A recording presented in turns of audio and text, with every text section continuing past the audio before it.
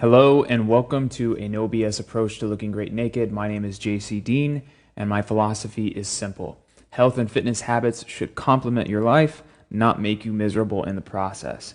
Today we are going to be touching on a subject that I know very well, and that is being a former fat boy.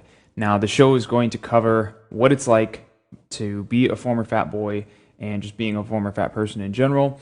I am taking mostly questions that I've gotten through Instagram and through email, and I'm going to be addressing those and talking about some strategies that I personally used and dealt with on my path to becoming a different person and going through transformation and finally not seeing myself as the former fat person that I was.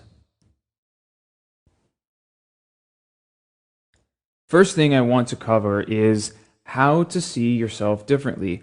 Now, if you are a former fat person, in my case, I was chunky and husky growing up as a child, and I got into athletics when I was in high school and college, and that changed my physique drastically. So if you are a former fat person, either you've been somewhat overweight most of your life, or you've been obese most of your life, or even you've been overweight or obese for a short period of time, it doesn't really matter exactly how long you've been overweight or anything like that. But if you are a former fat person, by definition, you have gone through a transformation.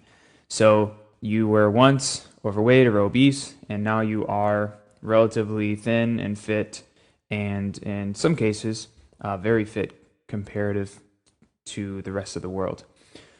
So there's a couple things that I want to touch on specifically, and the first one is dysmorphia. So body dysmorphia is when you look at yourself in the mirror and despite what an objective eye, meaning not your perspective, someone outside of you, despite what an objective eye sees as being thin or fit or even quote unquote normal looking, you still see the person that you were. So maybe you lost 100 pounds and when you look in the mirror, you still see that 100-pound person. I know for myself, when I was first getting fit in college, first time I ever saw my abs, you can read more about that story if you want on my website. I'll leave links in the notes here. But the very first time that I saw myself with a full row of abs, I couldn't really believe it. And I still saw this really chunky kid in the mirror.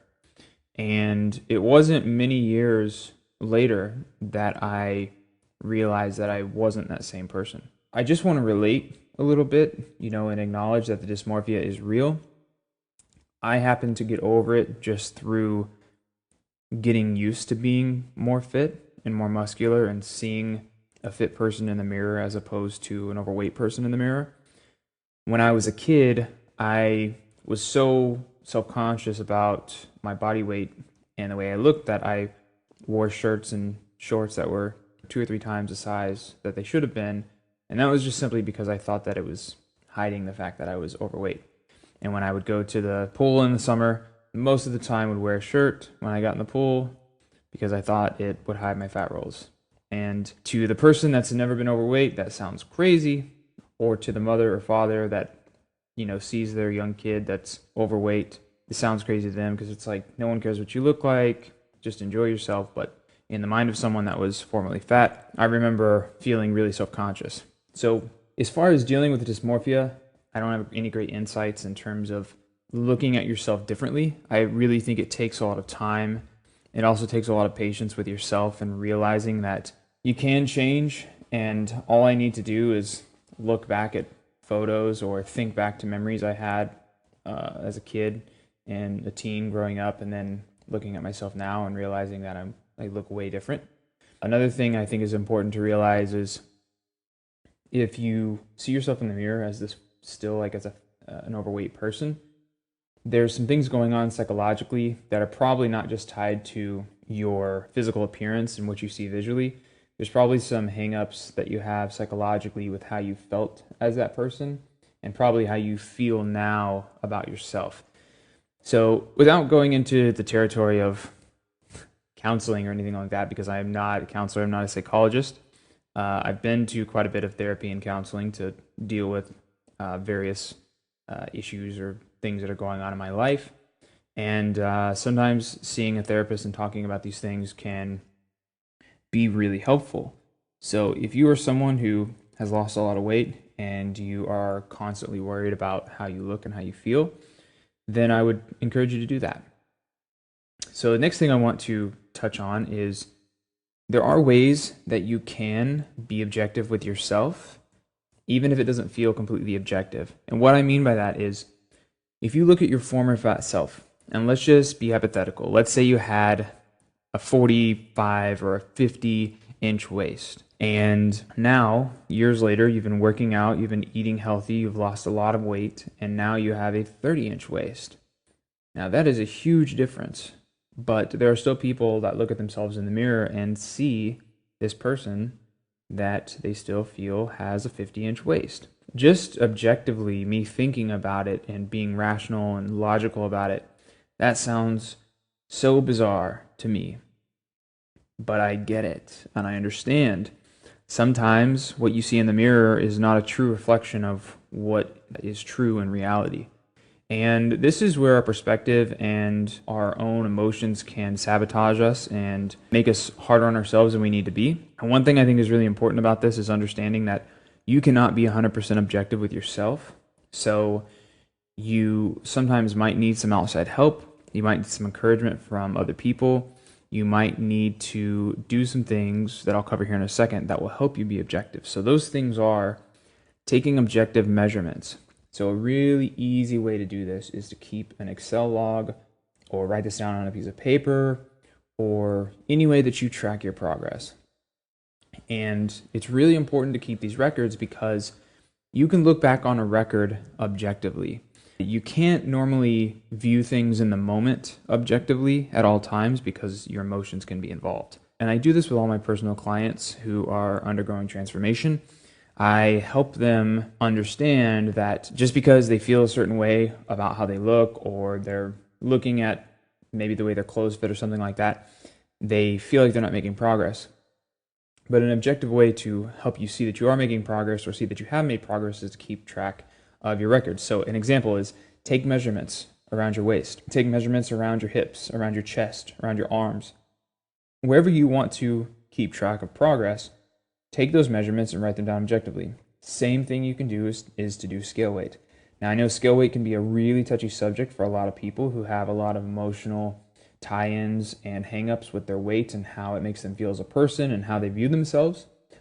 But coming from someone who was once really worried about how I looked and was really cautious about taking measurements or getting on the scale because I thought it was going to mean something bad about me, I'll tell you right now, I'm so glad that I kept these measurements because it helps me see that I've made progress over time, and it also gives me the objective memory and the realization that I've made progress and those things are static and those things have been maintained.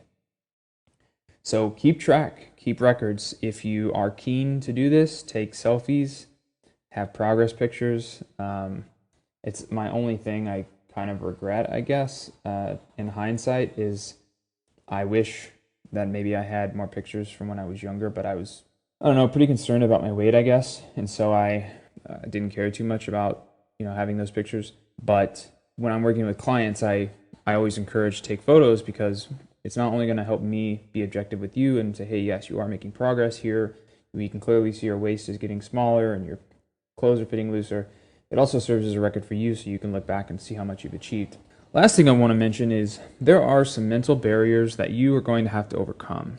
The good news is that you can recognize these mental barriers, you can see them in yourself, and you can do something about them. The bad news is overcoming the mental barriers is often harder than the physical process. And what I mean by that is you are with yourself at all times. So you're always having a conversation with yourself inside your head. That's always going to be with you. Overcoming the physical barriers as far as the training, the exercise, the recovery, the changing your habits, the moving more, the focusing on your diet, all those things, outside of you, those can be controlled, I think, a little bit better, a little bit easier for the simple fact that you're not doing those things 100% all day, every day. Like, there are periods of time where you're not training. There are periods of time when you're not eating. There are periods of time when you are sleeping. So you're not actually really stuck in your head at all, or you're not doing something physical to distract you from your thoughts. As far as the mental barriers go, this kind of goes back into the first point when I talked about dysmorphia. There are many things you can do to start to think about yourself differently. And most of the time, our reality is based on our perception. And our perception of ourselves and of the world has a lot to do with the self-talk and what's going on in our heads. There's a really great book I read. I recommend pretty much all of my clients who are undergoing a massive transformation to read it. And the book is called Cybernetics, and it's by Maxwell-Maltz. And the name's kind of crazy, kind of sounds like maybe like a futuristic type of novel or something, and to make it really short, the book is about this doctor who was a plastic surgeon, and his job was literally to fix flaws. So if someone came in and their nose ridge was too big, or they didn't like the way their ears looked, or something was wrong with their smile or whatever, he would fix those things according to what was more attractive and what they thought was more attractive. And you could look side by side and see that the person had made a physical transformation through the surgery, and you objectively, because you are not them, you're not living in their body, you would say, you're like, wow, so-and-so's lips have changed, or their cheekbones look different, or their nose looks a little different. And you may find it attractive or not. Doesn't really matter what you think, but you can definitely see the changes. But the person that undergoes the surgery, the doctor found out that they were still seeing their old selves in the mirror. This book was really eye-opening to me because it helped me realize, not only in my own journey, but in my work that was to come, because I was just getting started with my work in the fitness space. And it helped me really prepare myself and realize that I'm going to be dealing with a lot of people that are struggling to change themselves, and the biggest fight that they have is with their own psyche and what's going on in their head. So I would definitely recommend that book. Check that out. It's a really, really good read, and it will probably help you think a little more closely about how you see yourself and how you view yourself and what you actually say to yourself. Now I want to cover something that is really important to me and has become even more important to me over the last few years of my work, is the idea that we get bad results because of bad habits. First thing that I want to cover in this segment is the constant issue that I've seen over and over and over of people losing weight and regaining it over and over again. So we all know the person who has lost 10, 20, 30, 50 pounds. I've heard of people losing 100 pounds before and regaining it again. And there are many, many different reasons as to why this happens. You can look at the research, and there's a lot of scientific data that basically says that so-called dieting doesn't work, and restricting calories and exercising and doing all these things to lose body weight doesn't work. And what ends up happening is the person reverts back to their old patterns, their old habits, and they end up regaining all the weight again.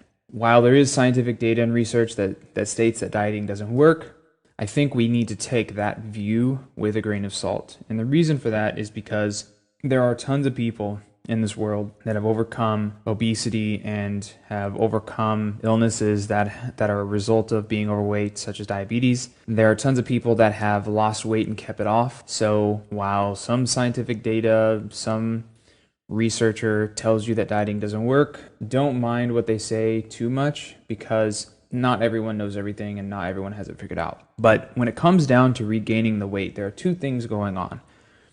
And the first thing that's going on is when you lose weight, your body is in a period of catabolism. Basically, your body's breaking itself down to use energy. And that energy is coming from your fat stores. So normally that energy would come from the food you eat. But if you're burning 3,000 calories a day and you're only eating 2,000 calories, your body has to break down the fat on your body in order to have energy to maintain function. That is the simple way of explaining how fat loss works. And we can argue all day that calories don't matter and it's not about energy balance, but look at any study that's been done in a controlled setting where they control food intake, every time someone is deliberately put in a caloric deficit, they lose weight. It's really about the energy in and the energy out. It's about the energy balance, but it's very nuanced because we are human beings. We're not just lab rats. We have emotions, we have corporate culture, we have jobs, we have families, we have all these things that tie into whether or not we lose weight and keep it off or regain it. So the first things first is diet and exercise are always going to be the best thing you can do to get the weight off and keep it off. Now, going back to what I was saying, there are two factors. The first one is energy balance, and the other one is our habits and how we actually do things. So whatever got you to be 100 pounds overweight or 50 pounds overweight, whatever put you in that place is a direct result of your habits. Unless you have some crazy illness, something that we've never heard of, or something that is super rare. I'm not a doctor, I can't obviously advise you on that, but unless you have something that is debilitating, keeping you in bed or keeping you from moving or keeping you from controlling your diet, then you do have the power to change your habits and change your behaviors. So whatever got you to be 100 pounds overweight has everything to do with what you do on a daily basis. So it's the food you're eating, it's the lack of exercise, it is whatever you're doing on a daily basis that has contributed to that weight gain. And as a result of that, whatever got you to that place is not going to get you to a new place. So whatever got you to being 100 pounds overweight is definitely not going to get you to lose those 100 pounds. And this is the crux of every transformation story. Person A, who was 50 pounds overweight, realized that they were tired of it and their joints hurt and they were pre-diabetic and they felt really bad about themselves. They didn't like the way they looked, so they wanted to make a change. So what did they start doing? They started eating healthier food, cutting down on high-calorie foods, probably tracking their intake, probably being more mindful of how much they're eating and when they're eating, and then also exercising, going to the gym, going outside, going on hikes, going for walks, doing something active that's above and beyond their current lifestyle. Because most people that struggle with being overweight or obese typically correlates with having a sedentary lifestyle, whether that be a job that you sit at a desk all day or spending a lot of your time in one place or sitting in a car or whatever. Your day-to-day is not very active. So most of the time when people regain the weight over and over again, it has a lot to do with getting rid of bad habits. And then the other issue that comes along with that is we tend to revert back to what is easier for us. Most people end up craving familiarity. And what I mean by that is going into the unknown, doing something new, doing something different is often really, really hard and scary. Even if on the other side of that experience is something you've always wanted. It can be really scary to take on some new habits and start training and start exercising and start eating better. Even if you know that you'll be 50 pounds lighter, you'll feel really good about yourself, you'll be healthier as a result. It's more familiar to do what you've always done and stick with old eating habits and not being active and staying comfortable. I know I'm kind of getting into like the psychological aspect of it, but this is what's really, really important to understand. Most of the time we go back to our old habits because it was comfortable, because it's familiar. If you've been overweight for 10 or 15 years of your life, you don't really know what it's like to be in shape and feel good and actually look in the mirror and not feel overweight. That's an unfamiliar feeling, and being unfamiliar like that can be really, really scary. So a lot of times we regain the weight over and over again because we fall back into our old habits, and a lot of times the reason we fall back into our old habits is because we are not comfortable with the newness and the excitement or even the fear of what it might be. Like, what does it mean to you if you were all of a sudden fit now? It may mean that you can't have a certain comfort food every night of the week. It may mean that you can't eat your emotions. It may mean that what I mean by that is you can't medicate with greasy or sugary food because you felt bad about something that happened at work. The fit person might not do that, and you don't really know anything other than that.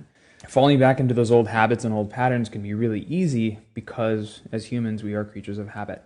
Other thing I want to mention about this is oftentimes when we start to lose weight and we start to build up momentum, which is really key, by the way, you want to build the momentum and make things go on a consistent basis, because when you start to lose weight, it becomes really motivating because for a long time you've wanted to lose weight and you haven't been able to, and then you start to make progress and it becomes really motivating because you build up momentum. But what happens sometimes is we adopt these new habits, we start exercising more, we start tracking our nutrition, we start eating better, and then we become overconfident. And sometimes, and I know this for sure in my own case, there have been times when I was too confident too soon. I thought I knew more than I did, and what was actually happening is I started to sabotage myself because I would let go of some of the new habits I was creating because I thought that I had it down. I may have been in really good shape for 2 or 3 months and I felt really great about it, and then I kind of let all the good habits slip away. So stopped eating good healthy breakfast and started going back to my old breakfasts or my easy breakfasts that were high calories or low in nutrition, or I would start eating out more because I worked so hard to get lean that I deserve a treat, and those treats would turn into 3 or 4 times a week instead of 3 or 4 times a month. And then before I know it, and this has happened to me before, I would gain 20 or 30 pounds and be back to where I was before I got really fit. I've even seen this in some of my clients. We would get them in really great shape, and then I wouldn't hear from them for 6 months, and then they would come back and say, hey, I'm sorry, life got in the way. I regained all my weight because I stopped going to the gym and I stopped following a nutrition plan. And this is life. This happens. So the lesson here is remember that all of these things you learn from training, exercising, eating better, all these are skills that you're building on top of each other. And if you don't build and maintain those skills and keep working on them, you'll soon fall back into the old habits, and before you know it, you're back into the old rut, the old routines, and that's why it's really easy to regain the weight over and over again, and which makes it even harder to lose it and keep it off.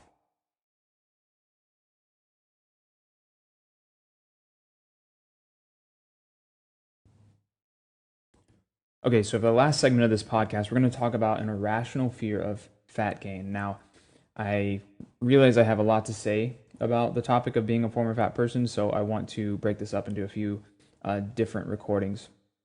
But for this one, the irrational fear of fat gain is definitely a real thing.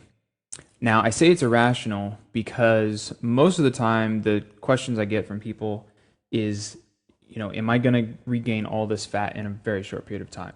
The answer to that most of the time is no. The reason for that is because if you spend 2 or 3 or 6 months losing a good portion of body weight, you're not going to regain that weight in a week or 2 weeks or a day. I literally have some people say they're afraid to eat a certain food, like a cookie or a slice of their mom's carrot cake at their own birthday party, because they've worked so hard to lose 50 pounds and they're afraid that eating that one particular slice of cake is going to just turn everything around for them and they're going to wake up with 5 pounds of fat on them. This is completely irrational. This is not normal, and it's not okay to maintain these beliefs. I understand why people have these beliefs. I've had these beliefs. I had a fear at one time that one piece of food was just going to do me in and erase all my progress. I realized through a lot of time and effort and work, and not only just on myself, but also working with other people, is that this particular fear that we have is totally one of our own creation. We develop these beliefs somehow, and I'm not quite sure exactly how, but I'd be willing to bet that some of the ways we develop these beliefs are by what's told to us, especially by lots of people in the health and fitness space marketing to us, saying this food is good, this food is bad, don't eat these foods if you want to be lean, eliminate these 5 foods, otherwise you're going to stay fat. All this, honestly, just hypey markety bullshit that only tortures you emotionally and doesn't really serve you. So that's where some of this stuff comes from. And also a lot of it comes from being in a habit of over restriction. So if you go from eating a lot of junk food and eating really big portions of hearty, fatty, salty, sugary food, and you go to eating a diet that is, for the sake of the word, I think a lot of people understand, is clean, which basically means like you cut out a lot of processed stuff, you stop eating overly fatty or overly sugary foods, you mostly eat whole foods, fruits, vegetables, lean meat, hardly anything comes from a package, that type of thing. If you go from those two extremes, you might start developing some beliefs about certain foods. Like for instance, you might believe that because you were in a habit of eating pizza all the time and that kept you fat, that eating one slice of pizza is going to turn you back into that fat person. Truth of the matter is that that's absolutely not true, and you can prove it to yourself. You can lose 20 pounds and then have a slice or two of pizza every single week, once a week on Fridays. And as long as you're still exercising and eating a good diet and getting enough vitamins and minerals and enough energy in general, you're not going to gain any weight, and you're going to be somewhat balanced in the eyes of people who may not have that much balance. One of the reasons that we have an irrational fear of fat gain, what I've kind of already alluded to, is we have this new habit of over-restriction. And when I think about diets in general, I don't ever want anything to be overly restrictive or basically having forbidden foods. I really just want my clients, and even a standard for myself, is I want to be more tight with my intake, more strict maybe, but not necessarily abstaining from anything. So if I want to enjoy something like pizza, or I want to have any type of food, maybe like a burger and some fries or something like that, something that wouldn't be considered healthy or may not be considered, whole foods or however you want to label it, I'll let myself have it. And I encourage my clients to do the same thing too, because the more you restrict and the more you put things off limits, the more you really want to eat those things. And typically, like the old saying goes, like the farther the pendulum swings in one direction, it's going to swing just as hard in the other direction. So if you restrict for 4 weeks and you never have anything off plan, and you decide to go out for a weekend and have a cheat weekend, you may end up eating yourself sick and then getting to the point to where you feel so bad about yourself that you don't get back on your diet the next day, and you spend the next 2 weeks eating nothing but junk food.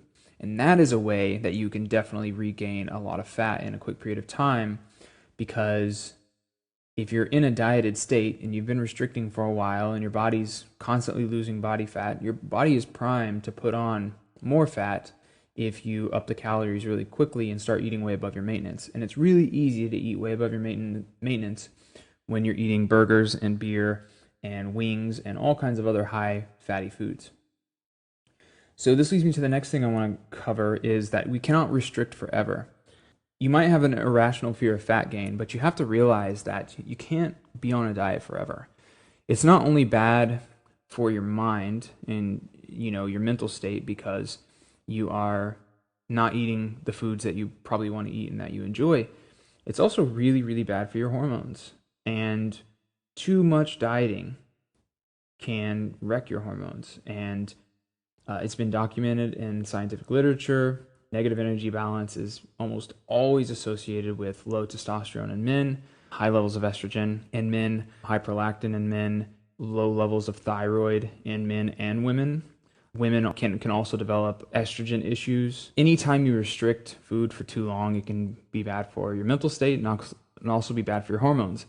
And if you are constantly depriving yourself and you go on an all-out binge, your body just wants to survive. So your body's going to store as much of that as it possibly can, and just for the simple fact to keep you alive and quote-unquote healthy.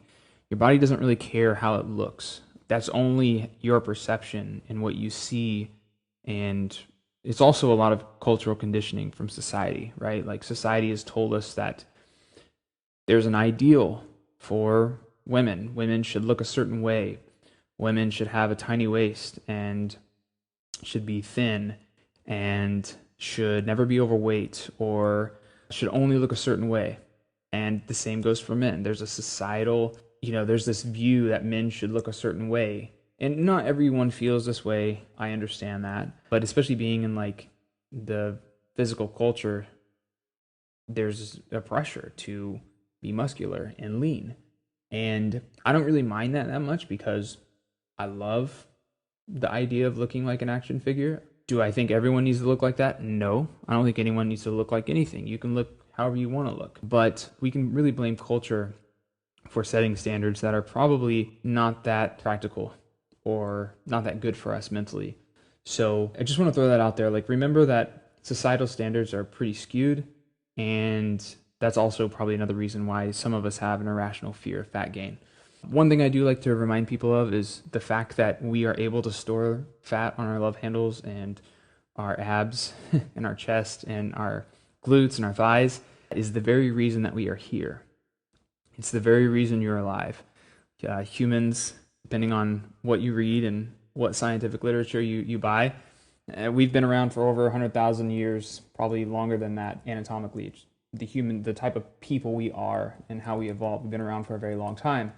So I think it's important to remember that we might not like the way we look in the mirror at all times, but the fact that we're here is kind of a miracle. And the fact that we've made it this far as a species is pretty awesome. So, you may not like the way your love handles look, but just remember that it's not always the end of the world, or it may feel like it, but it's not. Going back to the original thing, the irrational fear of fat gain. So one other issue here is if we constantly restrict, we can't actually improve our bodies in the positive manner that a lot of us want to. So what I mean by that is, getting leaner and building muscle, you need a favorable hormonal profile. And again, going back to that, if you restrict your calories too much, you are going to cause a suboptimal hormonal environment. Another thing that we have in terms of an irrational fear is we've been told over and over that carbs and sugar or fat can be really bad or unhealthy for us. So some of us tend to develop this fear that just eating a slice of cake or having some refined sugar in your coffee or having that cream topping on your carrot cake or whatever it is going to be really bad for you, and it's going to hurt you or just going to make you fat. And a lot of that is mostly just bogus bullshit. It's not anything that is true. It can be true, especially if you only eat bad sources of fat and sugar in excess, and that makes up your entire diet. Well, yeah, if it makes you overweight and causes hormonal issues, then yeah, it is bad. But being a health conscious individual and working out and taking care of yourself and having a slice of cake on your friend's birthday is not the end of the world, and it's probably something that you should do to enjoy yourself and allow them to enjoy at the time as well. So last thing I want to touch on is we do have a tendency to over-exercise and then feel bad if we don't exercise. And this ties back into the emotional aspect. What I like to think about here is oftentimes the way we feel about ourselves is highly tied to how in shape we are, how fit we are. And we often tend to think that we need a certain amount of exercise, or we need a perfect amount of exercise, or we need a perfect program, or we need to be on the perfect diet in order to reach a certain physical state. And the truth of the matter is that a lot of this is a huge flux, and there's a huge average. You can get in really great shape training with weights twice a week. You can get in really great shape training with weights 6 times a week.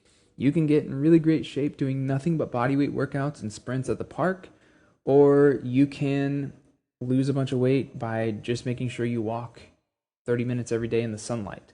There are many ways to do this, and I want to overemphasize here that there is no perfect exercise plan, there's no perfect diet plan, and there's no reason you should feel overly bad about yourself if you can't stick to the perfect program. And there are going to be times in your life, I know for myself, there have been times when I couldn't train as much as I wanted, and I used to beat myself up over it. But I realized that even in those times that I couldn't train as much as I wanted, I still maintained my physique, I still maintained my weight loss, I was still able to eat good food and enjoy the training that I could do, and you can too. And it's just really about keeping perspective and realizing that not everything has to be perfect. And we are actually going to touch on perfectionism and how it can be the downfall and a major plague to anyone who's lost a lot of weight and wants to keep it off. But we'll touch on that in the second installation of the show. Thank you for listening. If you found this useful, please share it with your friends. If you know anyone that has had a transformation and has regained their weight, or someone who is a former fat person, whether it be a man or a woman, who constantly sees themselves as needing to improve themselves over and over and over when they've made a drastic transformation, and everyone looks at them as someone who's accomplished this amazing feat. If you know someone like that, please share this with them. They'll probably be able to relate.